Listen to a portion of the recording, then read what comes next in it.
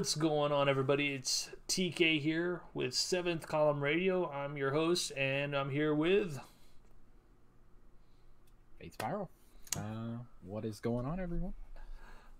Let's get into it, Fates. How's the matches this week, man? Oof.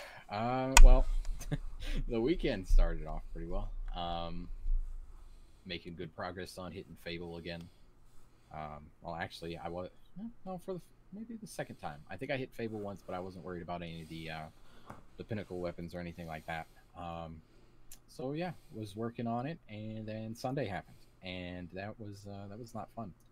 It was all 4 stacks and recluses and mountaintops. It was bad. We even ran into a 4 stack that wanted to farm mountaintop for, I guess, one of the dudes who didn't have it, and they were going to let us win, and we were just like, nah, we're good. We're good. We got this. And they completely destroyed us. We did not have it. And we learned that real quick. So, what rank are y'all at right now? Legendary's Fable 1, I think. So he said. The rando we picked up is, I think, Fable 2. And I am sitting at Heroic 2, like a little over halfway done with Heroic 2. Okay. There's some hope for y'all that we saw in the patch notes, but we'll say that towards the end of the podcast. Recommendation that helped me get to Fabled, because I'm nearly purely solo. Every time you play, if the other 2 people on the other team are solo, send them an invite and pick them up. If they beat you, send them an invite if it was a close match. We picked up the one guy... we absolutely, like, all 4 of us, or 3 of us, the guy in last didn't do so well, but the 3 of us absolutely crushed this team. Like, I'm talking, like, mercy should have happened. Shax did not have mercy that day, I take it. He did not. He had no mercy. It was pedal to the metal. And we picked him up because he was soloing in Legendary, and I were duoing. I should say Chad and I were duoing. And... I don't know. That's how we met a couple people. We haven't seen the first guy in a while, but the second guy has been a regular for us. So that's what putting together our roster. Yeah, I know the feel. That's how I ended up getting to Recluse. Like, it was rough because honestly, before this season, I just kind of dabbled in comp, played a few matches in here or there. This was the first season I really was like, you know what, I'm going for it. I want Revoker, and getting the snipes outside of comp was nice. Comp definitely makes it where you have to run something that can one-shot. Like, if you run fusion, you run shotgun, you run sniper, you almost have to run one of those 3. Otherwise, you're going to have a tough time. Fusion, or service revolver, and a Tatara gaze currently. There you go. There you go. How you like that zoom on it, honestly? Like, I'm not a fan. It's got quick draw on it. And I'm able to at least body people, nice, real quick. And I threw a target adjuster on it, so it's a little bit sticky. So it works well. So I can at least body somebody quick, and as long as somebody's with me, which usually we kind of try and stick. Buddy system together. It up. Yeah. Whoever's with me can kind of finish them up. I mean, it worked real well. Last night, I think we actually went out on a high note on the last match. I think we absolutely destroyed them, and it was just it was a good time. I mean, I bodied like 3 people in a row with it, and that was from like having my service revolver out, pulling it out, and then hitting the snipe, and Legendary just cleaning them up. So I mean, it worked well. Nice. It wasn't Legendary rocking the Recluse, I'm sure. So that procs him. No. Whoa. Hey, he's going anti-meta. I like it. He was rocking a blast furnace, I think, or a trust. He was rocking a trust that match. I'm sorry. The quote-unquote dad loadout. he had a trust and something else. I forget what was in his first slot. That actually plays off that. If he's using a blast furnace, that's actually hilarious considering how y'all call each other dad every time y'all play. It might have been Trust Blast Furnace. I don't know. He'll have to correct me. But I mean, it was working well. Fun thing I found: if you have a Trust with explosive rounds, I do. Spam the hell out of that thing, and you're going to be knocking people all over the place. Matter of fact, I have one. I believe. I know we're kind of getting off on a tangent here, but I do have one. 1 second, it's in my vault. It's all good. Uh, I saw some gameplay with it that this guy had one with explosive rounds, and I mean the time to kill on it's kind of lower, but it does shoot really fast. But those it actually will disorient, honestly. So it makes it really hard to see and hard to aim. So if you have somebody sniping and you can pelt them with that, I mean, you may get the kill, but they're gonna have a hard time sniping you. so I have one with arrowhead break or hammer forged rifling, accurized rounds or extended mag, You, dragonfly and explosive payload. you don't want to put that arrowhead break on there. I want to say arrowhead break on makes the not the aim assist, but the recoil direction go to the right. You know, I use Hammer forge for the range. Yeah. Good play. Good play. It's it is a bit annoying. Well, Especially if people are trying to snipe, causing that flinch. ooh, killer. It's ideal. Did you get in on Reckoning this week?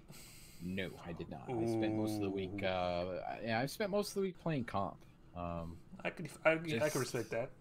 Yeah, just trying to get back to I don't know my comfort level. So I know I'm not the best, but I know I'm not bad, and just trying to get my consistency back. I feel as like far as that's where we can really speak for a lot of people, that we aren't these god tier Crucible players, but we're not bottom of the barrel either. That we're the average guy. Like we're the guy that don't get me wrong. I will mollywop some kids. But... we're the guys that can get to Fabled fairly consistently. It's going to take a little bit of work, but we'll get there. And I feel like that's where the niche you and I can fit in. Transitioning a little bit, flawless every weekend, back in D1. Ooh. So we got to talk about that in a second, considering today is. Exactly. Reckoning, I got in on it with this update. I loved it. Kind of sucks that this week was swords because I really wanted to farm the spare rations. I did come out with a couple of lonesome sidearms, which made a meme-tastic video. I thought I was going to be able to show everything off, and it just kind of was no. I found out later that one of the shotguns I got was actually a super killer, so I got to try that out. I got a Outlast with Outlaw and kill clip. No, a rapid fire kill clip. Nice. Not rapid fire, full auto. I can talk. I know. It's a rapid fire frame. There we go. Words. What else did I come out? I got a sword. Because the sword, this boss is the only one that drops the sword. So I got a few of that. I got in on Gambit Prime. I wrecked a 4-stack invading every time I invaded. Oh, and of course I wouldn't be recording, dude. Like, we load in. I load in halfway through the match because the other two guys quit. We're against the 4-stack, and every time I invaded, I wiped all 4. Army of 1 medal. Army of 1 medal. I was like waiting for the invade because I don't know how familiar you are with Gambit Prime. That there's certain activities that will give you synths. Like if you get a 4-man wipe, you'll get it. There's a chance for an invader synth to drop. If you kill a whole bunch of enemies quick, you get the Reaper synth, and then you can get. But whenever one of those synths drops, a weapon can also drop with it, and it's going to be the curated role for that weapon. And invading, you can get that sniper, and I was waiting for it because it's a halfway decent roll. It's not fantastic, but I mean, for Soul Survivor, it's not my favorite sniper. I have a couple. That fire line perk is actually interesting. Getting extra stability and aim assist when you're with your team encourages group play. Very good for comp if you're doing the whole piggyback system. It's a good idea. I just haven't gotten around to using it. Yeah, that'll feed right into peeking them lanes on like countdown current and all that kind of stuff. Right, exactly. But happy birthday, Destiny! Oh, yeah. 5 years old. I remember playing the beta. Loved it, and then I forgot about it. Actually, I forgot. Like I pre-ordered. I was all of a sudden, yay! This is great, and I forgot about it. Like I was playing another game, didn't even think about it, and then my friend said, "You're gonna play Destiny or what, dude?" And I was like, "What do you mean? It's not out for another like 2 weeks. It's out today." I was like, "Oh, okay." We load in and. I was this close to calling into work the next day because I stayed up too late. I was hooked. You love it. You love it. That's great. I not lucky enough to be around for the beta. I did not have a PlayStation or a gaming system at the time. Laptop that I was using to play games and stuff on took a crap, and I was like, you know what? Instead of getting another computer for right now, I'm gonna get a PlayStation. So this is like December, Christmas time. Wanted a PlayStation, ended up getting one, and 3 games came with it. I think one of them was like Far Cry, the other was like 2K, and the other one, obviously, Destiny. And out of the 3, I was like, you know what? Destiny's probably gonna have the longer shelf life. I'm gonna get the most out of it because growing up, 1 game a year. That's literally what I got most of the time. That's what I played. I played the crap out of whatever I bought, and that was it. And yeah, I started in December. That was also actually I didn't get to start in December because PlayStation services were down. Oh, that was when they were then when they had that big deal where they were down for weeks. Not weeks. It was a couple days. It was like a week maybe, if that. We were down for a little while, and then it came back, and I played. That was around house when the Dark Below came out, or a little bit after it. I played the main campaign. Ended up actually meeting somebody who I haven't played with since.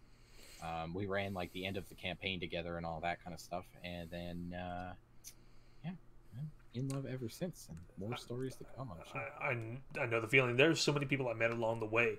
I started on Xbox 360, and when they made after Dark Below, when the House of Wolves was announced, they announced that it wasn't going to be coming to 360, that it was going to be Xbox One only, and I was like, well, shucks, I'm a pretty newlywed. Like, I was only married a year at the time. We were hurting to say the least, and I wasn't gonna be able to make the jump with everybody. And one day, long story short, a friend of mine messaged me, hey, what's your address? And this is a friend I met through Borderlands, actually, and we've never met in person. I've talked about him before in my streams, and I play with him all the time. He actually said, I said, for what? I thought he was going to send me a thank you card for something, and he said I'm going to send you an Xbox One, and I thought he was joking. I thought he was being sarcastic. No, he sent me an Xbox One. So that was my jump to Xbox One, which then enabled me through the Twitch app to be able to stream. Yep. And now I have all the lovely equipment that are around here because my wife rocks. My mom bought the green screen, but my wife got everything else. Nice. I wish I was streaming at that time, man. I remember when House of Wolves came out. I mean, like, I caught on fairly quickly to like what needed to happen, raid mechanics, this, that, and the other thing for the like Crota and Vault. Yeah. And House of Wolves comes out, and I'm playing with a buddy and all that. And like we did a couple of the Prison of Elders for the Etheric Light. I almost forgot what they were called. Because you could get, I think, 3 total from Prison of Elders a week. And I was just like, you know what? I don't like doing this. I would run the bottom 2, and then like Skull Wasp was just, I didn't enjoy that encounter at all. I wasn't a fan. The very few people did. It was just tedious. Yeah, it was more of a pain than finding raid groups and teaching them mechanics, because like if somebody just made like the smallest of mistakes, you would have to restart the whole encounter again. It was a pain. So I was like, you know what? I'm going to get most of mine through trials. I'm going to go flawless, and this is what we're going to do. So my buddy kind of stopped playing for whatever reason. I forget why. Here and there he stopped, and he would play a little bit. But I've always been a PvP guy. I've played tons of, basically every game I would buy every year was Call of Duty. I played Call of Duty all the time. Loved multiplayer. Love that. I'm very competitive. Get into trials, start LFG in groups every weekend, flawless, with a different group almost every weekend, I might add. That's impressive in and of itself. On all 3 characters too. So like each character was flawless with a different LFG group. That's kind of impressive. It wasn't like, okay, hit flawless on the hunter. Come on, guys, let's go do it again on another character. It was, okay, flawless. See you guys later. Go find another group. Work on the warlock. Now, that's impressive, not only for the fact that it was a different group with each one, but just the fact that it tells it, like, me, I've never been able to play with you because PlayStation 4 and Xbox, when PC and New Light come, I'm sure that we're going to have a good time. Oh, yeah. But looking at from a solo player standpoint, that tells me you know how to fit into a group. With that, you know what the group is lacking, and you can fill that mold. I like to view it like I kind of have the same view on it as I do like the meta. So like, do you need meta guns to succeed? No. Do you need to be a god tier player to go flawless back then? No. What you need is the ability to adapt to different situations and teamwork. Teamwork. So like, if I have a team who like, if I have two guys with me that like to push, we're gonna push. And I'm gonna put on my PvP gear to push. Right. If we're gonna be the guys who sit back and snipe, or you guys want to sit back and snipe and you want me to push, fine, I can do that. Or you guys want to push and you want me to sit back and snipe people, fine. That's cool. I can adapt. It's just I view it the same way as like with the meta, since it changes every few months or whatever. Whenever Bungie decides, okay, we're gonna flip everything on its head, and now this is what's good. Being able to adapt to different gun archetypes or teammates, I think is very, it's very key. I think it makes you a better player for it. Definitely. That's one thing that I like to do when I play. Like, I like to use Dim's random feature. I was like, Dim, mess me up. Pick me my guns and let's see what I can do. And there's been times. It's really fun to do, actually. Like, if you're ever wanting to just be able to work on that adapting play styles, that's a really good way to do it, just by changing guns up that you don't normally use. Of course, you may get screwed over with a sidearm in your kinetic slot. There's a little bit of salt there for people who don't know. I'm not a fan of sidearms on this point. We will talk about that later.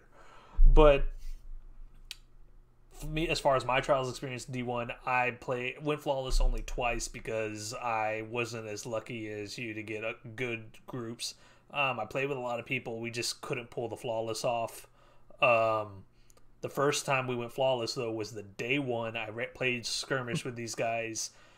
They said, hey, we need a third. You're kicking ass. You want in? Sure. So we do this thing. I kid you not. We had to have been one of the first people to go flawless, but they never released the name of it. They didn't track that, or they did, but they never said it. Yeah. Within 30 minutes, we had gone flawless. Raid first were big back then, but it wasn't right. But we steamrolled teams, dude. Like, it was. Oh.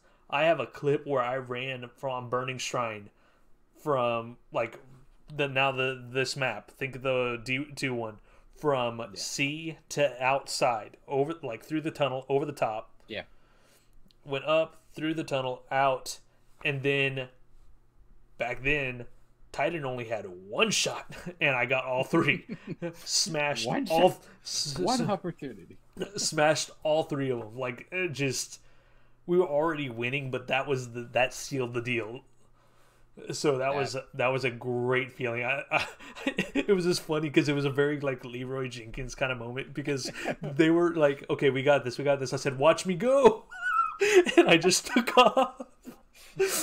I know the guys probably wanted to murder me because they're like, "Oh no, he's gonna get picked. He's gonna fuck it up. He's gonna mess it up." Right? I remember. I used to have a buddy with a final round sniper too. Ooh. Burning Shrine. Burning Shrine was the first time I went flawless, and it was just like the moment was like, oh my god, we did it. It was crazy. What was really crazy? We went flawless in those 30 minutes with no boons, because we didn't want to spend the money on it, because we were like, what if we just fail right at the beginning? We don't want to waste the shards and everything on it. So we're like, you know what? We're not going to buy them right now because this is just a test run. And then first round, okay. Second round, okay. Third round, all right. Fourth round, fifth round, and okay. Sixth round, we win it, and we're like, if we had bought the free win at the beginning, we'd be done right now. So, and we're like, we're gonna mess it up right here. We're gonna mess it up right here. No. I remember like the nuance changed to people using boons. So like when we first started, everyone was just like, pop everything, use it all right away. And then it was more along the lines of save the 2-win boon for when you're at 7, and like don't bother buying any boons off the first, after the first match, because if we lose the first match, the card's trash anyway. It was just Didn't they change it where you couldn't use the boons once the card was started? Something like that. They changed it because of that thing, like people doing that. Or you would buy like the 1 boon or something like that, and I think they ended up changing it because of that. But I love trials, like D1 trials, especially in the House of Wolves meta, because that is by far my favorite. I love hand cannons and pulse rifles, or all high impact pulse rifles, I should say. Love it. Messenger, password, classic. Thorn, whatever. It was all fun. Like, I don't know. I know a lot of people don't enjoy it, but that was my time. Like, that was my favorite moment. I just like the fact that you could pull off superhero plays. Like you could, if you were good, you could pull out a 3-4 man streak. No big deal. Speaking of awesome streaks, let's get to our clip of the week. All your clips that were submitted via our Discord, we went through them. We picked our favorite. We're gonna show it for you on screen now. Woo! My God.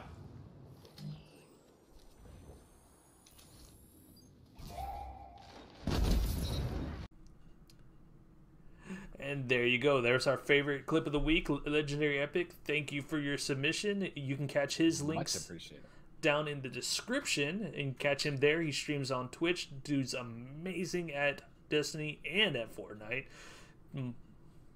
We'll also put that on the Twitter so people can check it. And the clip will be submitted to Twitter as well for y'all to catch it again. So, let's get into the meat and potatoes of this thing, man. That TWAB last week. Oof. Oof. So... I am hyped. Hell yeah. October 1st. Please come faster. Please. Total director change. Like, yeah. Totally. They're removing quick play and competitive from the list.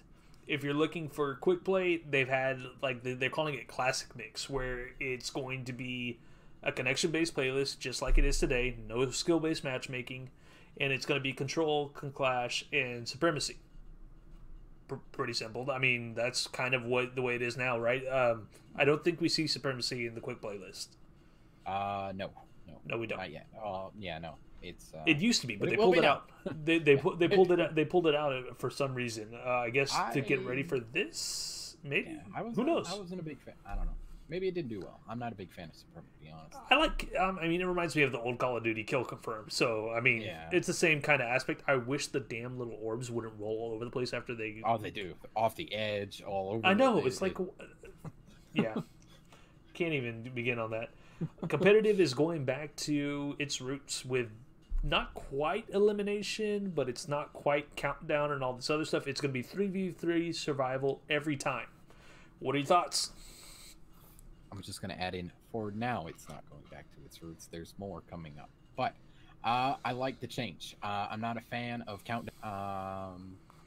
I'm not a fan of Clash or Control being in the competitive playlist either. I think those are like Iron Banner, quick play type things, personally. I think Control I was against. I think competitive should be a bit more of, I don't want to call it a sweat fest, but like your positioning and your positioning and where, like, what you're doing should matter more. So like in survival, for example, each live matters. Like you don't want to get caught in that, that hole early. You want to be able to, play smart and keep your total up. So if somebody, say, does pop a super, you guys are still okay. That's a very good way to put it. Yeah, I think comp should have that kind of mindset and feel to it. I mean, even going back, trials, where you positioned yourself, what route you guys took, and all of that mattered. I think it should matter for comp as well. I agree. With me, my thought is countdown. That's a objective based game, so in comp it did fit, but it didn't feel fit. it didn't feel right. Like as far as competitive, it was more of yes, you had to position just right, but it was. I mean, 9 times out of 10, people played to the life anyway. They didn't try and plant the bomb, so there was no point. It was more of like an additional way to win, but yeah, it was like the amount of countdown matches this week I had that didn't go with the bomb explosion is insane. Oh yeah, like that's the way that it plays. I mean, that's the way when I play with my groups, that's the way we play it. That we go for the kills instead of trying to plant the bomb. Clash semi okay with, because even though the life restriction's not there, it's still a question of trying to stay in a good spot so you're not. I mean, ultimately, you don't want to be the guy to feed the other team. So, I mean, it's still there, but I like that survival highlights that it puts more emphasis on you really don't want to be the guy that uses up all your team's lives. So, I like that. Control, I totally agree with you. I feel like that's a bogus one because, I mean, Iron Banner does have the locking of the points, which is a really good thing. If they did something like that, but instead of making it, if they did something like that for comp, I'd be okay with it because it allows the other team to not just get spawn trapped, which again later on in this notes we're going to talk about that because there's several matches that are very easy to spawn trap that are actually getting removed from the list. Not only that, but I mean, like I don't know if you play this way, but if we're what is it called? It's like Shores of Time. I don't think it's called that in D2 though. Distant Shores kind of map. Distant Shores. Thank you.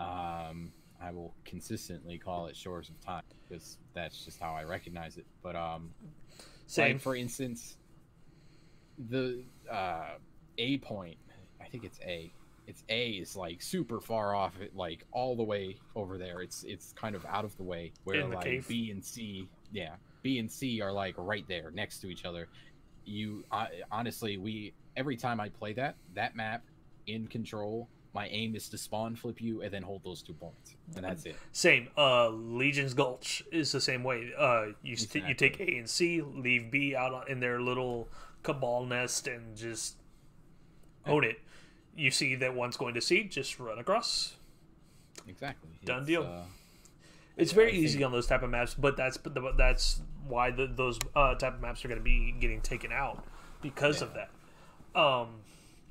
Looking back at this, competitive is going to be replaced with 3v3. Survival, it's going to actually have a solo queue and a team queue, which is going to be nice. Solo players are going to get plays against solo players. Teams are going to get plays against teams. It's great. Yeah. Just to kind of go back, the change 3v3 instead of 4v4 is very reminiscent of. That's what I'm thinking. Like I think they're trying to like it. They're trying to kind of ease into elimination, seeing what works for 3v3 survival, and take what works from that and just extrapolate on it, which I'm really hoping for. I think they're just kind of gathering data, really, with it. You know what I mean? Like so testing things. We're guinea pigs again. Cool. Yeah, it kind of bringing, because everybody wants trials back. Everybody wants it back. It's like #1 on everybody's list. Even Legendary before he came back was like, oh, if they bring back trials, I'm in. I had to like kind of coax him into playing because Fortnite was in a bad state. I mean, the season's been a mess, but yeah, I like to change back to 3v3. I think it puts a little bit more emphasis on it. Potentially, I'm interested to see if it affects the life count in Survival. Yeah. Versus, I mean, what do you get? You get 6 now. So I don't know if they're going to keep the 6 or 9. That's a good question. I hadn't even thought of that. With less people, are they going to keep the lives the same, or are they going to reduce? Yeah. But anyway, kind of keep us moving forward. Survival solo queue.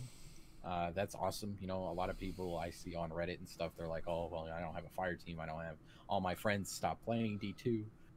You know, all that kind of stuff. So this is your way to that mountaintop, to that recluse, to that Luna's Howl, and all that wonderful stuff. Right.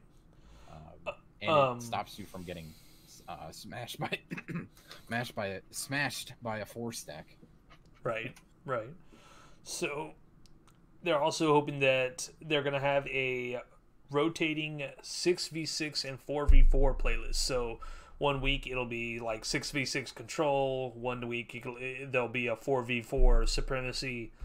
So they're going to have those rotating around. They made it seem like there's going to be a 6v6 control as its own playlist constantly. I'm not sure if I'm reading that right. I think that they say that their thought behind it was to give new players coming in the fall a familiar game type to come back to. So yeah, it says added 6v6 control as its own playlist. So right. I think honestly I like it. I like control as much as I kind of bashed it there on that map, but I like control personally. I've always liked that. It's reminiscent for me of like domination from Call of Duty, but right. I like the change. I like that they're trying to get people interested in PvP, and making that the starting point I think is pretty fair. I wouldn't have even been mad if it would clash over control, but I understand why it's control, and I like it. I like the change. I like that they're looking to introduce people to Destiny PvP. You know? So the more people you can bring in, that's only going to be better for the player population in each playlist. So I'm all for that. Dead Cliffs, which we talked about, or Legion's Gulch rather. Dead Cliffs, Retribution, Solitude. All 4 of these are getting removed from all playlists for this season. That's a point that everybody misses. That you took away my favorite map. Yes, for this season, because while it's gone, they are going to be tweaking spawn areas, ammo spawns, and overall restructure so that they return better than before. Solitude is a very easy one to spawn trap. Just you grab C in the cave, you grab B in the building, you leave everybody outside at A with the gazebo looking thing. Done. You can control those. You got it. Legion's Gulch, we talked about. Retribution, having a hard time remembering which one that was. Retribution isn't that the hang on. Isn't that the God, that's the one with the hallway. It's like a Cabal ship. Okay, that one I kind of like though. That one is almost a perfect circle. I don't know what's wrong with that one. Hang on. Actually, I take that back. I know what's wrong with that one. The heavy spawns right in front of B. Yeah, so this is oof. Yeah, looking at it, yeah, it's a giant excuse me. It's a giant circle. We'll beep it out. We're good. Yeah, it's a giant circle with like the deck and the hangar and stuff. I didn't like this map. I love that map because I'm really good at. It's okay. I like sniping the circles. It's not awful, but that's one of the problems with that if you can hold B, you pretty much control heavy. So exactly. Yeah. Dead Cliffs, that one's even worse. You grab C on one side, you grab B inside the little room, and you can hold everybody at A inside that one area where they spawn. Literally, all you have to do is break line of sight with a room, and people will be spawning in there. I like this map. I like it for its line of sights with my sniper. I was even playing 6v6 quick play earlier, and I was just hitting people. It was bad. Yeah, it's the easiest map to farm. Just for like I said, all you have to do is break line of sight, and you're good. Yep. They made these. We also made a pass on the players, removing some maps from playlists where they don't shine. So Equinox is only going to be in Scorched, Mayhem, and Breakthrough. Firebreath's Echo is only going to be in Supremacy, Mayhem, and Breakthrough. They're adding Widow's Court and Twilight Gap, the nostalgia. Widow's Court, awesome. Much to my dismay, I had one of my trials runs we were playing, and we went up against a fairly well-known YouTube content creator, and in one of his videos, you see our whole team would come across for over A. All three of us jump through the air, and he fusion rifles all three of us, and it hits all three of us. But it was dirty. Like, we were already losing, so we were like, you know what, let's just go for it. So we ran, jumped, and we just got owned. It was bad. But I mean, those are, even if the bad memories from those maps are great because they were exciting matches, and that's what I miss. I like those maps. Those were good maps. I liked them. I think they'll play well for if they're in the comp playlist. I hope they are. I'm pretty sure they are. They don't say they're not, so I feel like if there's something that's not going to be there, they've been talking about it. Yeah. I hope they are, because those were some of my favorite PvP maps for trials and such and all that. You know, they're gonna have Crucible Labs back. Elimination's gonna be on the menu, so everybody that plays Crucible, if y'all want to help out, give Bungie some data for Elimination to help bring it back. Be sure to participate in those. The more data you can give them, the possibly quicker that we'll actually have Elimination back. Who knows? But definitely fill those playlists, get some activity in there. Heavy ammo sharing is back. What do you think of it? This is an interesting change. It's only in 6v6 modes.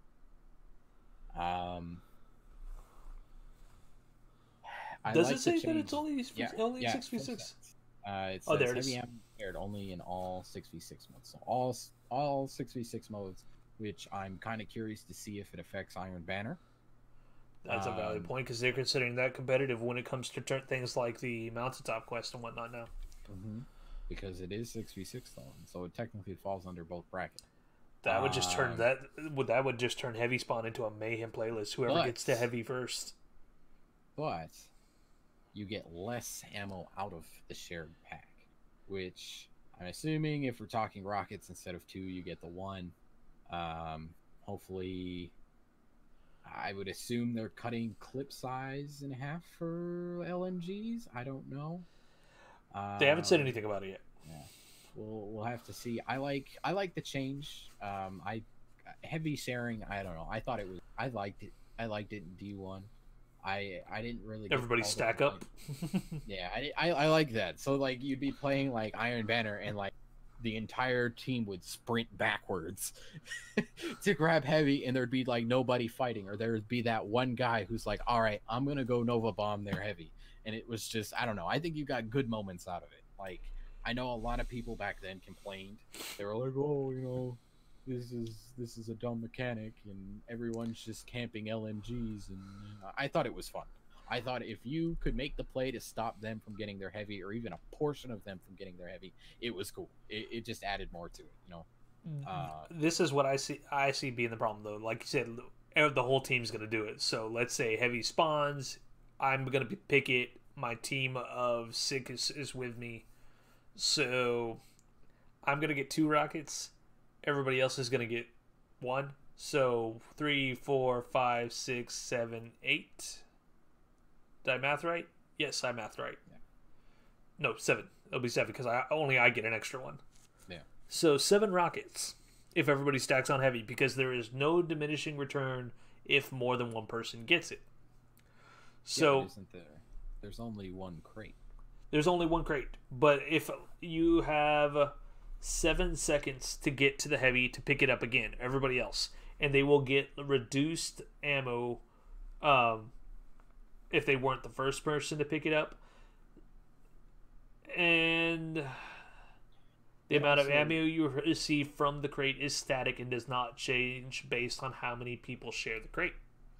So I get my 2 rockets. If I waited until everybody's close enough, they could all end up with 1 rocket. That's gonna be an issue. But the fix I see is when they die, they do not drop heavy. Problem solved. I mean, it would depend. So, like, you're gonna have 6 people. You would have to have 6 people running off. So right now, I run into a few people running truth.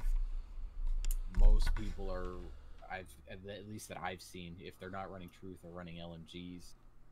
But this is all hinging upon where the heavy, like, this crate ends up being. So if they leave it in the same spots that they are now, potential problem.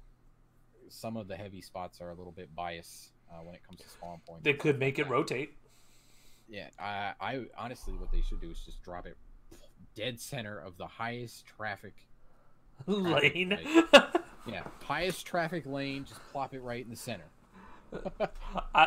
I see the amount of supers that would go off. Oh, suppressor grenades everywhere. That's all I see. Tethers, man, tethers. That works too. I do think that if they do it that way, but they make it rotate and have a really small timer for everybody to get to it, so it's more of a chance thing. That I feel like would be good, because they didn't know, like, okay, make it where it doesn't spawn in the same place twice. So, like, if you're gonna have, let's say, just to give a number, in 10 minutes, 6 heavy spawns, have 6 different spawns on the map, and then have it where people think, okay, it's already spawned here, so it's not gonna spawn here again. I can kind of stay away from it and stay on this side of the map. And that ends up creating more map traffic in different areas. I mean, Bungie likes their heat maps, so they would be down for that. And that's actually, that was something off the cuff. I didn't think of that through at all. Go me. I don't know. It seems like it's really good. The comp ranking system's getting a tweak. I like it. I, for one, like I said, we were talking earlier that you and I are pretty good players. Like, we're not the worst, we're not the best, but we have a good idea of where we'll end up at the end of the season. With this ranking system, it's basically going to take into account your skill, like your KD, the damage output per match, all that fun stuff. And it's going to kind of give you a skill number and tell you that you should be in this bracket by the end of the season. Of course, as you play better and you get a better score, it'll adjust for you. But its goal is to get you into that bracket sooner. So, if you consistently hit Fabled, you're going to get a lot of glory per match compared to somebody that normally only hits Heroic. And it adjusts based off of that. So, like, let's say, I know when I was getting to Fabled, I would get to Heroic 3. I'd be like a match away from Fabled, and then I would drop all the way down to like Heroic 2.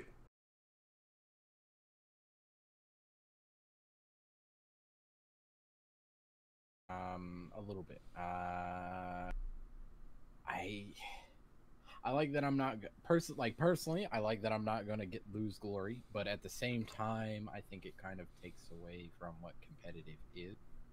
I do like that. I mean, like, I like that it has floors. I like that it's changed to being more based on me personally versus the team. Because I mean, there have been matches where we've lost where like my KD's been like a 2.25 and like my team's just awful. And I like that it's going to be kind of based off at least the skill number. Yeah. Well, one of the things though is, look at it this way: you're gonna run into less people doing recovs because they're gonna be, if somebody is willing to offer recovs as a thing to other players, for people pay them, they get them to whatever rank they wanted, and yada yada yada. The players that are doing that are going to be winning at such a consistent rate that their skill ranking is going to end up being really high, so they're going to get out of the rank that you're at fairly quickly. So you're not going to run into these people over and over again. Yeah. Is it cheap? Yes, but on the other side though, by not going down floors, you're playing against people that are your skill level more consistently, so you're actually getting better, and it produces good habits. I like it. I like it overall. There's just some minor things. I think if we're gonna go this route, and they're obviously going to, 100%. I hope Trials comes back. I feel like, I don't know. I like having the pressure of this match matters. You know, this match matters because if I lose glory, I lose. You know, I'm out of this rank. You know what I mean? Where like with the floors and the safe, like the safety net is it kind of takes. I mean, it doesn't take away, but it does. I feel. I like. I don't know. I like the pressure personally. You know. But I can see what they're aiming to do, and I hope it works out. I really do. I love competitive. I like it more than playing quick play, to be honest. I do too. It's just I grinded so hard for Recluse that I was just like, you know what, I'm gonna take a break for now and come back hard next for Shadowkeep, because I am hoping. We've got a sniper rifle, we've had a hand cannon, we've had a pulse rifle, we've had the grenade launcher. I'm looking forward. I want to go crazy. I want some wacky sidearm that is actually good. I was going to say sidearm. Watch it be a sidearm. You know what I want? A fusion rifle. Give me something Plan C-esque. Give me... That would be actually pretty sick. Something Plan C-esque, and I will never take it off. Ever. Alrighty.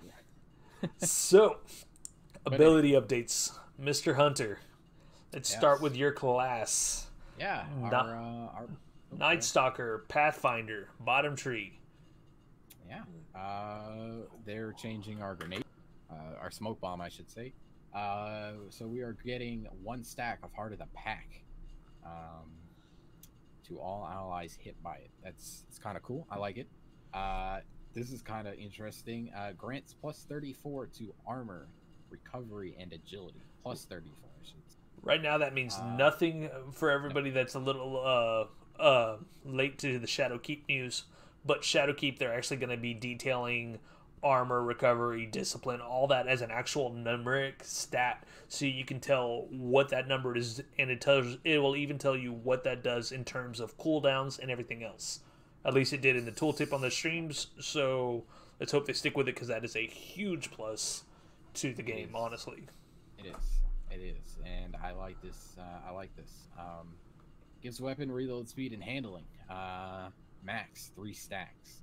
That's as somebody who runs Dragon Shadow on his Hunter, that's cool. I like it because Dragon Shadow increases both of those things. Ooh, so I didn't even think about that. So, next, killing tethered enemies creates super orbs and increase agility, armor, and recovery for allies.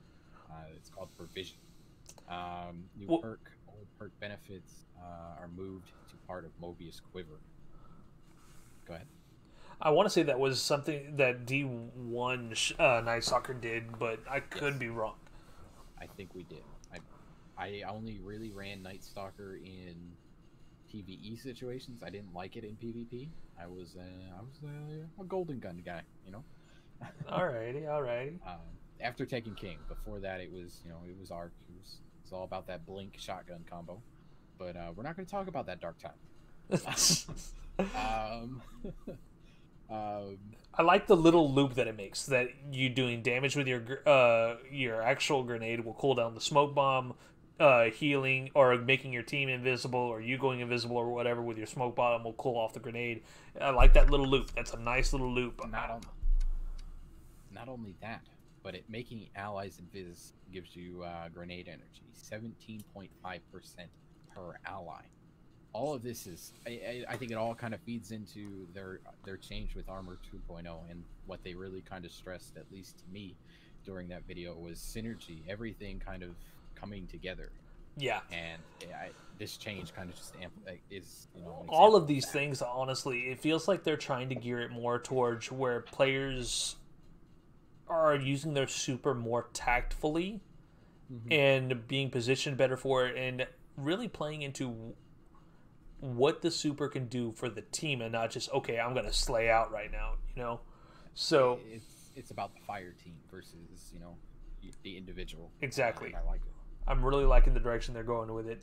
Top and bottom path, you're going to be able to one-shot in PvP now, improve tether accuracy, suppress on hits, going to be more consistent. I've never had a trouble with it not suppressing me. On a side note, Heart of the Pack going from 20 to 30 meters is really nice as well. That is a big increase. Now that you mentioned that, I there's been times I've been really like hurting for that little buff, and I don't get it because I'm too far away because I don't stay with my team. If we're bad tipper. If we're talking pure PvP, the art, at least getting used to your bow might be something to do going into Shadowkeep Hunters. Just fair. We got our Hunter Vanguard here on the 7th column radio. Getting used to that bow, man. I mean, like, these changes are good. I mean, I don't use my bow like ever outside of PvE. I like the damage increase, like you said, on both the top and bottom path. The one-shot kill ability in PvP with the bow is great. It's something that should have happened back when the game launched, to be honest. Not gonna argue that one. I tried to use that back then, and I was just like, oof, this is... No, thank you. This is bad. I can't kill anyone with this bow. What is the point? That's when I played Hunter in D1, I played Night Stalker, and I used the 5-shot bow, and that's why I liked it, because I could find a group and I could Legolas them. Like, they were done. I liked it. I mean, like, I tried to use it a bit. What is it? The Gravitron Forfeit, I think, was our Hunter exotic at the time for that subclass. Yeah, double dodge. Yeah, and I think that's what it gave us, the double dodge. And I think it might have increased our invis timer or something. I could be completely wrong, though. I don't remember. I'll go. We're going to have to look it up. Yeah, we'll have to look into that, let you guys know. But Mr. Smashy McSmashy over here, let's talk about these Sentinel Code of the Protector changes. I'm all about it. Sentinel Titan was what I played in D1. I loved it. Give me my... what were those gloves called? Totally blanking on them. God, something Fang. No, that's the D2 one. That's D2. The gloves that you got a shotgun kill, it activated the overshield long as you had the melee on cooldown. If the melee wasn't cooldown, it didn't give you the overshield. But right, I know what you're talking about, and I can't remember. I like what they're doing with the Code of the Protector, though, because with me in D2, yeah, we have the bubble, but there's no buff to it. Like, there's nothing supporting about it other than you step in, you get overshield. Yay! I got you. No backup plans. No backup plans. That's the one. With this, they added a whole bunch of things. Defensive strike melee creates an overshield for nearby allies. All kills with the overshield grant melee energy for the player with the shield. So, I give you a shield, you melee people, you're gonna get more melee energy back.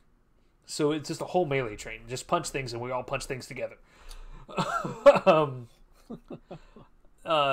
Let's see. I wonder how that's going to affect things like shoulder charge and all that. Well, I mean, Hunters and Titans can be best friends right now, because you were talking about making Invis giving you 17% of your grenade back.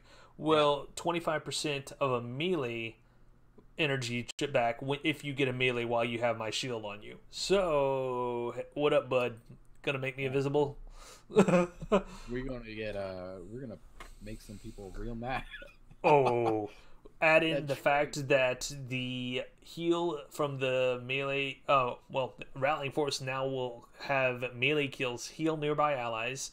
The thing is went from 10 health and shields to 10 health and 20 shields. A whole 50% increase. So, I dig it. That's a very solid increase. The Ward of Dawn is going to have more health versus supers. So, right now... Ward of Dawn can take a lot of crap, but more than likely you're going to die in that bubble. Now they're going to increase it enough that the bubble will be gone, but 9 times out of 10 you're going to live through it. So it's not going to be a huge buff for that, but you're going to still be able to be that jerk that bubbles the Primeval and Gambit. Guilty. Bubbles the point in Iron Banner. Like, you're going to be able to pull that stuff off and come out of. Yep. Area of Denial. Weapons of Light's coming back, of course. Ooh. Weapons of Light in the back, man. Oh, I'm having Vault of Glass flashbacks. It's going to grant an additional super orb. Orbs that are granted will give the same amount of energy as the regular orbs before. People really never noticed it, so it was never a complaint, but the amount of energy you got back was the same from like a Masterwork orb, so it was substantially less. Yeah. But with Banner and everything going on, like, you were really not looking to see how much you got. Colder to the Aggressor, that's the shoulder charge one. Your Sentinel shoulder charge will now be able to suppress. That's gonna suck. Well, okay, they have to be right on top of each other. It's a 2-meter radius, so it's really close, but it's basically a kamikaze mission. Like, when you go in there, you're hoping for the suppress, otherwise you're probably not going to come out of it alive. But on maps where you're just trying to get the pick, that's solid, because then they're not going to have an ability. They're not going to be able to jump out of the way. If your team's ready for it and you let them know that that's what you're doing, game on. It'll be interesting to see how people use it.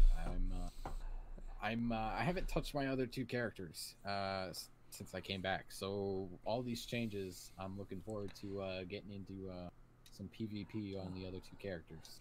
Truth. Dawnblade, the Well of Radiance, is gonna grant an additional orb, and it's the same thing as the Word of Dawn. The orbs that were made before weren't really big orbs, they were the little Masterwork orbs, so nobody noticed the super difference, really. Quick note, as somebody who made Voidwalker in D1 on my Warlock, these Nova Bomb changes are nice as well. The initial damage increase 15%. That's nice. The lingering damage increased by 15% as well. Hopefully it makes the Nova Bomb a little bit more viable. I kind of wish it's just me being me. I really wish Shatter would come back. I miss it. That was really nice. The explosion. Or no, the 3-bomb. The 3-bomb that you could, if you got good enough, you could essentially spread the 3 out and cover more area with the super. I got really good at doing that. I wish it would come back. But I like these changes to the Vortex version of the Nova Bomb. That's the bottom tree of the We do have some nerfs on the menu. Way of the Trapper. That's the Night Stalker top tree. The damage sharing is going to be decreased. So right now, if you get shot, 100% of the damage goes to everything that's tethered. Now it'll drop down to 50. Do you think that's going to change how it plays a lot? Honestly, I can't comment, because even when I'm running Night Stalker, I run bottom tree. Solid. In PvE. With my Mobian, or no, the, God, what are they called? Orpheus Street. Like, yes, I run those. I'm not even a hunter, and I know you're exotics, man. I take that back. You do no backup plans, so you win. I pulled out no backup plans. But yeah, I mean, it could. I'm thinking more people are gonna just keep running bottom now. I mean, right. Especially with this change. Well, middle's going to be taking a hit too. Their flawless execution is going to drop down from 9 seconds to 3. So you get your headshot while crouched. Your wall hacks are going to be reduced. Do you play middle at all, or? I played a little bit, but I didn't. I played a bit. I liked the invis, but I mean, I play Arc Strider now, so I don't get the invis. My problem with the middle tree wasn't so much the being able to see through it, because it fades in and out. It pulsates. It's not a constant. It's not only that, but like you had to get this like crouched. I mean, most people. The people like that mastered it were crazy. Like, Yeah. there's a guy on YouTube. He doesn't play a lot. He plays PvP, but it's more like joking videos. Mm-hmm. Dude's invis all the time. It's like, I mean, yeah, if you can master it, it's cool. Because I mean, like when I used it, I was using. We talked about it previously. I used to use a cut and run in the last word, and my cut and run had firmly planted on. So the two of them kind of worked well together. that is a solid combo. Yeah, so it worked well, but I mean, like, I don't know. I feel like invis is useful, but at the same time, you're not like completely invisible, so I can still see you and still bop you. So. Right. The change, will it affect most people? Probably not. Not drastic. It's not going to affect the majority of the populace. It's going to kind of rein in these guys that got really good at this, and it's all. If once you were able to be really good at this and you're able to pull off that stunt every time, it did give y'all an unfair advantage to be able to see through the wall. And I say y'all, not that you did it, but like y'all, as the hunters in general, that were able to pull that off. They did give an advanced warning that they know that flawless execution is also going to nerf Shattering Strike, which was basically y'all's version of Melting Point. The Melting Point. Yeah. Oh, Melting Point, yeah. If y'all got a kill, win invis, and then melee the boss, everybody was able to damage it more afterwards. It's going to be nerfed down to 3 seconds. They are going to have a patch to fix it shortly after Shadowkeep's launch. Bungie, thank you for covering your bases and letting us know things like that in advance. We really do appreciate it as a community. It's really nice to be known. Okay, we know this is already going to be a problem. Headed off at the pass. It's great. It's a win-win all the way around. They're nerfing Lunification Boots and Titan Rallying Barricade. I don't PvE a lot, so when I do know that if you see the little barricade, you stand behind that, and that's where you're supposed to shoot from. These have basically the reasoning here, at least from my understanding, is basically people. There's just too much stacking, and the instant reloading has become basically the community seems to want one thing, but then do it. So everyone wants, we want bosses with more interesting mechanics. But at the same time, people will skip phases on like Riven and go just straight to DPSing behind a rally barricade. And I mean, is that really what you want? Because it is very confusing. The times that I've experienced this the most is like in Gambit Prime. You get that boss up, you want to get it down quick. Somebody pop it with tractor cannon, be ready for there being launched back. And if you're lucky, it'll launch you back into the damage area. Somebody sets up Lunification with a Well of Radiance. You can sit there while being shot, no problem. They're nerfing all these things, and I feel like these are well-deserved nerfs because they're making content too easy, and there's not really a way around it. I mean, you say, give the boss more health. Well, what about the players that don't use these mechanics, that actually play the encounter the way it was intended? Now they're going to have these huge health pools, and by doing it that way, you're going to make these encounters where you can't do them unless you do the kind of like with the way it was with Reckoning on the bridge. You couldn't go across the bridge safely without having a warlock running Well of Radiance. Anyone who played D1 or anybody saying give them health did not play D1, because all we did was complain that strike bosses back then were bullet sponges. Oh yeah, they were 100%. So you can't just say, just give them more health. No, if anything, what we should be pushing for, if we're going to push for anything, should be Bungie making more interactive fights. And I'm not just talking like throwing orbs at something, but like something that actually has mechanics. That's true. I mean, one thing that everybody complains about is every boss has that "get away from me" stomp. Yep. Oh, stomp. So, I mean, that's one thing that they could do something different, but we're a Crucible podcast. We're not a PvE podcast. What do we know? Yeah, we're not. That'll be um, with you shortly. We'll cover all of it. super energy is getting changed. I know people talk about it in matches that there's this one period where the first super goes off and be ready for the chain of supers just over and over and over. Overall reduction, the whole idea is to make it where using your super is more strategic, use and positioning it so that way you can get the most out of it. Speaking from a D1 Titan, we were talking earlier about my one time smash. You had to time that thing perfectly. There's times you would hold on to that for the entire match because you were waiting for the perfect time to wreck more than one person because it's such a devastating ability. That now in D1 supers or D2 supers, all of them are really good in their own way, but now there's no penalty to using them. But kind of like So, it's like if you were with Golden Gun, for example, you have 6 shots. It's fairly easy that if you're not in the right spot, you can waste your super and not get your 6 shots off. oh yeah, I popped that way too early, and I mean, my issues with Golden Gun aside, if I'm not positioned correctly with, I might as well have not even had a super. Same thing. Same thing with the Titan Shield. The Sentinel Shield can run into the same problem. I mean, my goal issue with Golden Gun is timer based, but I'm not sure how I feel about these.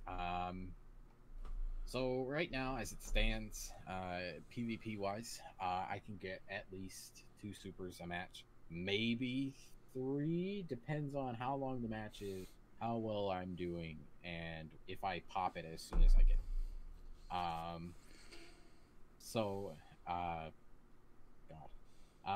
I'm kind of interested to see how this affects it. You know, I feel like we were in a state when the game launched where it was all, it was very monotonous. Everyone got like 1 super. You were waiting for your timer. I think just their damage changes that they were doing to supers should have been enough. I don't see why they had to nerf them by nerf the energy from orbs by like 50%. They didn't. Well, the thing with that is they're trying to make it where supers aren't as abundant in PvP. And it's really hard to make it where it's just by nerfing the. I think we're pendulum swinging at this point, though.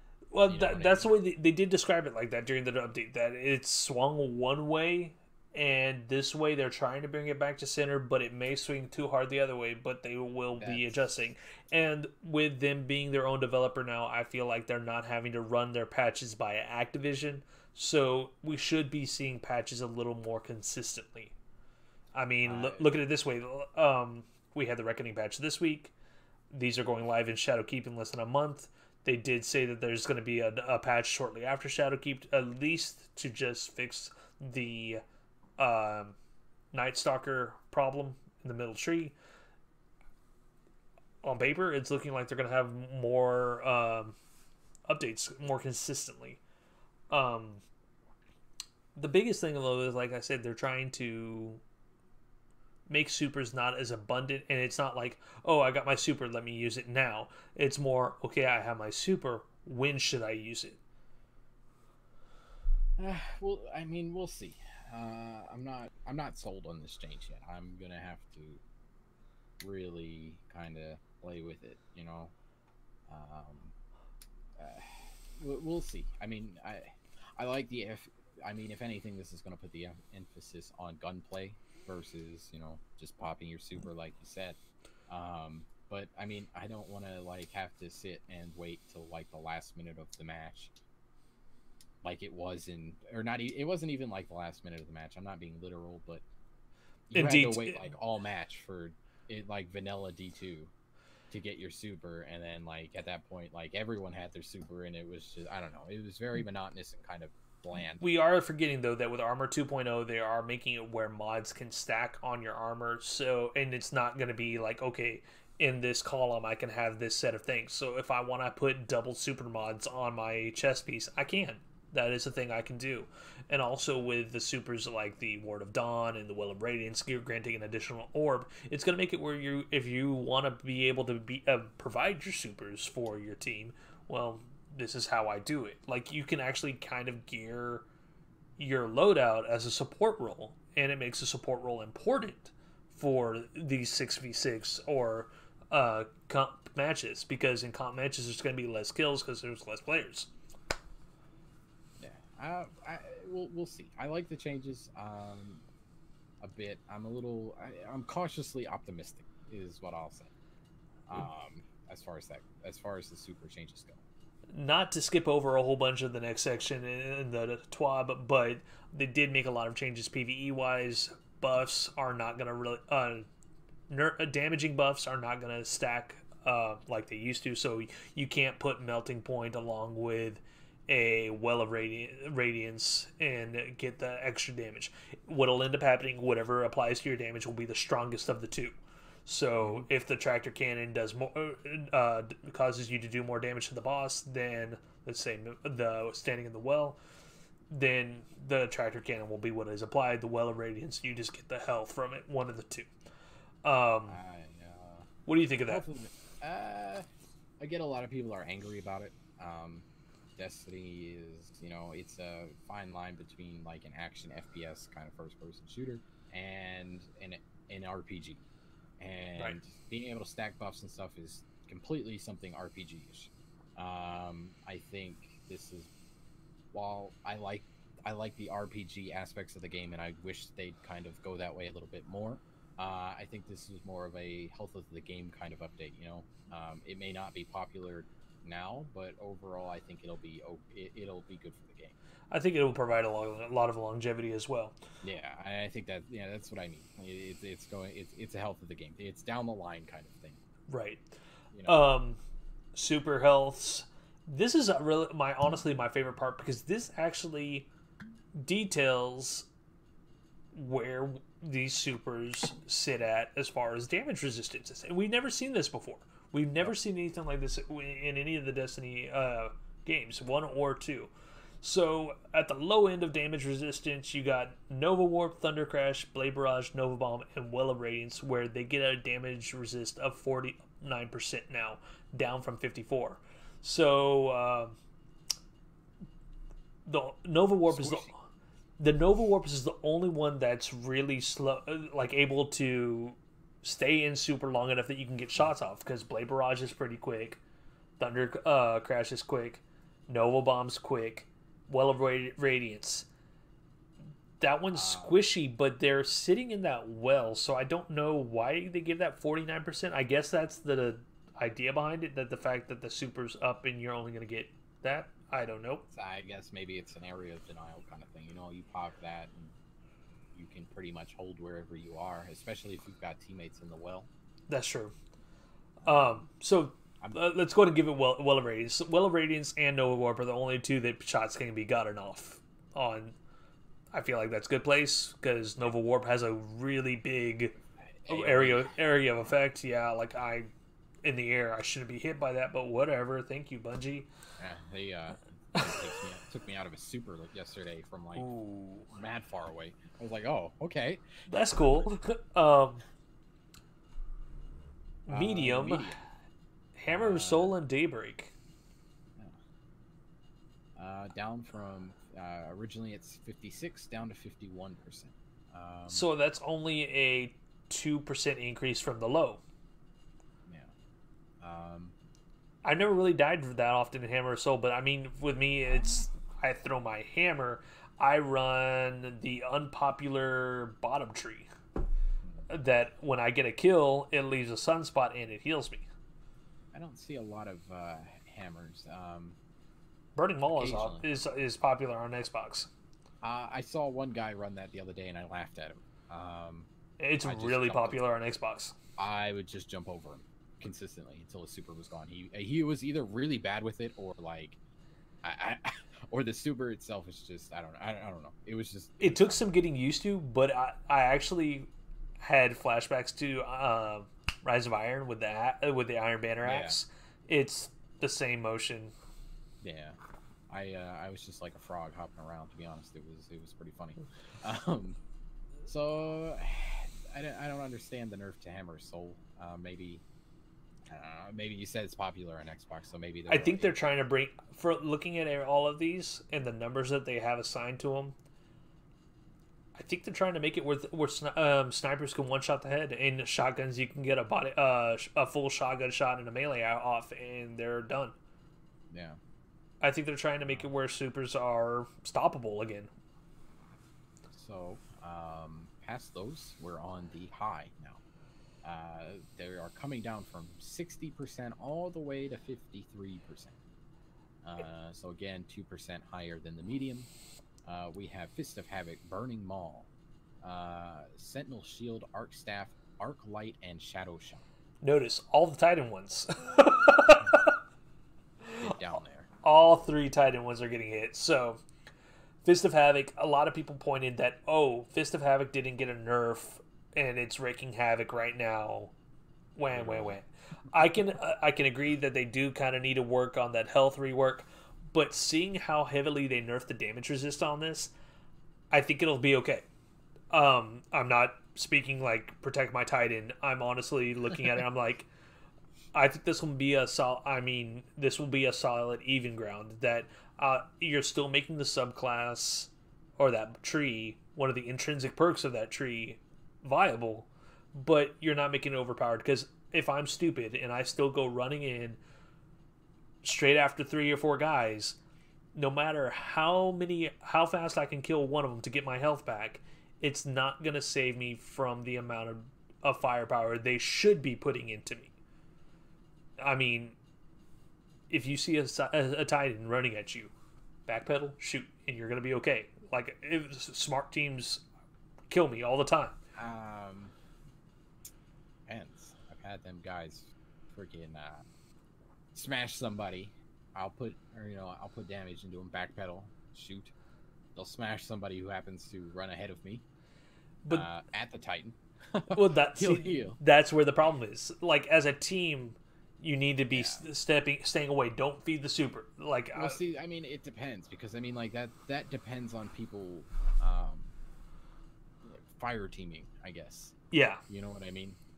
Where, like, I think some of it has to be geared. I don't want to say everything has to be geared to the solo player, but I think that has to be kept in. I can respect that. I mean, the way it is right now, it definitely makes fire teams a kind of a requirement for a super, which is totally against what they're wanting to do as far as making a super required for PvE content. Why make a fire team required for PvP content? I can totally understand. I can respect that. Burning Maul, I've never really died. I've never had issues like just going on a spree with it. Sentinel, same thing. I run out of super once I start throwing my shield. Arc Staff. I've sniped guys out of this thing, so I don't know why they're reducing that on that, but okay. So I guess it would depend. I run Arc Staff, and I run Bottom Tree, and my dodge allows me to. I'm harder to hit when I'm dodging. I will just dodge at you until I'm in your face, and it usually works quite well. True, but the more you dodge, the more super energy it uses, if I'm correct. True, but I don't know. I guess it depends on how you pop it and you use it. I've never been sniped out of it. I've been supered out of it. Yeah. But I've never been sniped out. I've hit a couple clips where I sniped the Arc Strider from full health, but he had to have been running low resilience because I popped him with a Revoker, which is a high impact. Arc Lightning, same deal. I almost killed him with a sidearm. It was fantastic. I kill these dudes all the time. Like, not all the time, but a fair amount. Like, if you can get them before they get close to you, yeah. Solid. Shatter Shot. They have something funky about them where between bow shots, they are like out of super and you can snipe them then, which is great. Yeah. Sign me up, coach. The other unchanged. Spectral Blades, 52/54.4%. 52 while visible, 54 while invis. I have a clip. I hit it this week while I was trying to record some background footage for us here. It took 2 revoker headshots to kill this guy. I'm a little surprised this one didn't get a change. I am too, because, I mean, 2 revoker headshots to down him. The first one barely, like, he had a sliver of shield left. So, and then the second one was the one that killed him. While we're talking about this, I'm going to try and line it up so that this clip is playing in the background while we're talking about it, and see what I mean, because it's kind of ridiculous that it took that kind of shot, and if they get that kind of damage resistance, I mean, if we look at it number wise, that means Fist of Havoc's probably going to take about the same. Burning Maul is going to take about the same, ideally, unless they buff how damage works on snipers, which next week is the changes for the arsenal. That's what I'm looking forward to. I feel like that's a really good point to leave off on here, that this has just been all super stuff, and this went way longer than we expected. I'm happy with it though. Like, we covered a lot tonight. Golden gun sitting at 0%. I knew there was a reason people were sniping me out of that shit. I'm sorry. I knew I had no damage resistance as a golden gun guy. That makes me angry. So not only is my timer shorter, we tried to get any more shield. We tried to skip over this part because we didn't want to have an angry Fates, but whoops. He's triggered. It's like my favorite subclass. Like, I ran the blades, the Arc Strider, or whatever it was called in D1. This one I can see why they don't give it the damage resistance though, because you have really good aim assist with that golden gun. But at the same time, we kind of just talked about it earlier. Like, I have to make sure I pop that at the right time. It's such a precise thing. So, like, if I don't pop that right, I'm either going to lose my super because the timer's way too short, or if I pop it at the wrong time, some dude's just going to come up and just shotgun me in the back or snipe me in the face. It's just, I'm sorry. Something needs to happen to Golden Gun. I'm sorry. I would even take them giving us an exotic that extended the timer a little bit. I wouldn't be surprised if something like that comes to Shadowkeep. Looking at the stuff they did, I can see something like that happening. Because they massacred my boy in D2, and I'm not happy about it. Alrighty then. Thank y'all, everybody, hanging out. We covered a lot tonight. We're going to have even more next week when we talk about Arsenal changes. Be sure to, if you liked the content, hit the subscribe button, check the bell so you get notified when we upload. You can catch me at twitch.tv/Tippercat. Fates, where they can find you at? Twitch.tv/Fates_Pyro. Awesome. And if y'all want to hang with us in our Discord, the link's down below. Be sure to check us out. Clip submission is going to be there as well. There's a channel in the Discord for y'all to post your clips. We look forward to having some more in the loot pool for us to check out. These guys, it's really awesome seeing y'all's talent. We really appreciate it. Until next time, we'll be seeing y'all later. See ya.